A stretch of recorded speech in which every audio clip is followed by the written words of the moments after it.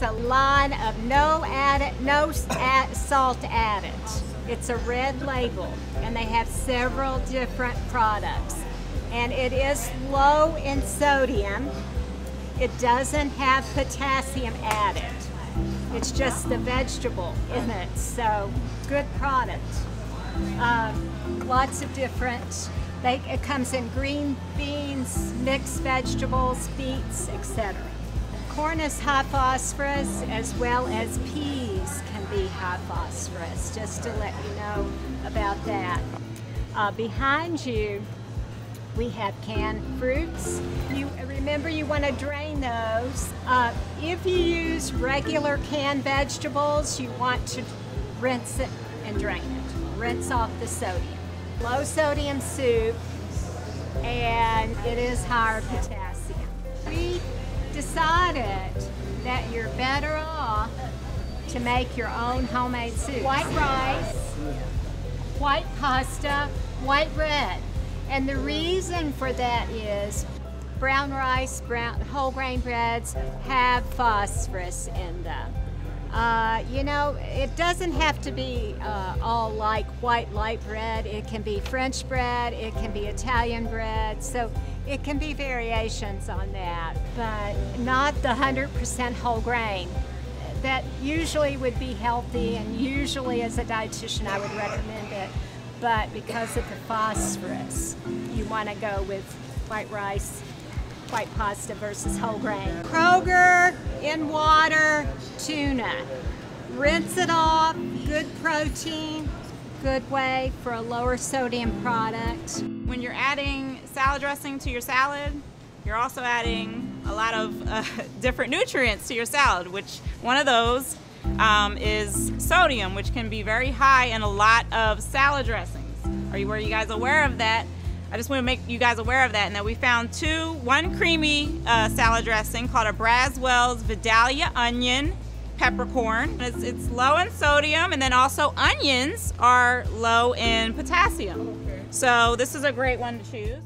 Seasonings can have hidden sodium in them, so some examples that are going to have more sodium would be lemon pepper. Sounds like it's not, but it does have salt in it. I think some of the Cajun seasonings, you need to look to make sure you don't get extra sodium there. Kroger's makes its own seasoning blend that's similar to Mrs. Dash. Look for a label on your spices. If there is no label, there's no added salt, but some of them have salt, so you'll want to check to make sure there's not any in there. And then in this section, in this aisle, keep in mind that nuts are high in phosphorus, and then for the healthiest oils, go with canola oil and olive oil. Those are some of the best. Corn and rice cereals. Corn and rice are the best cereals.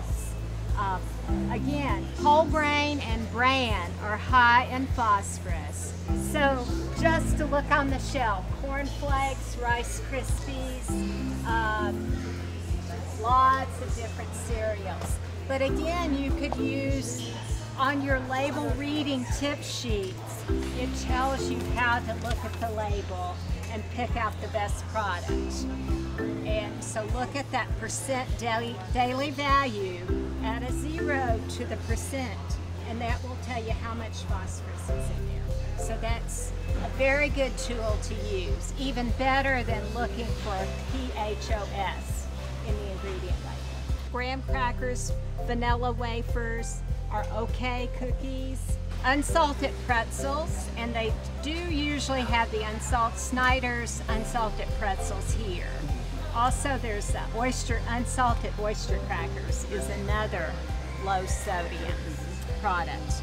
Well, guess what? Even water can have phosphorus in it. Water has been added to. So this is an example of an okay water because it just has water in it, but you do need to check labels. And I will tell you this, the recipes that the companies use change all the time. we have to look at the ingredients because we can't say, oh, this brand is okay, this is not, because they can change. So we are finished with our tour. We can address questions that you have when we get back. Thank you all very, very, very much for coming. We wanted to introduce you to shopping in the store for kidney-friendly foods. And we just really appreciate you being here, and hopefully we've opened up your mind for more questions and how important it is to read those labels.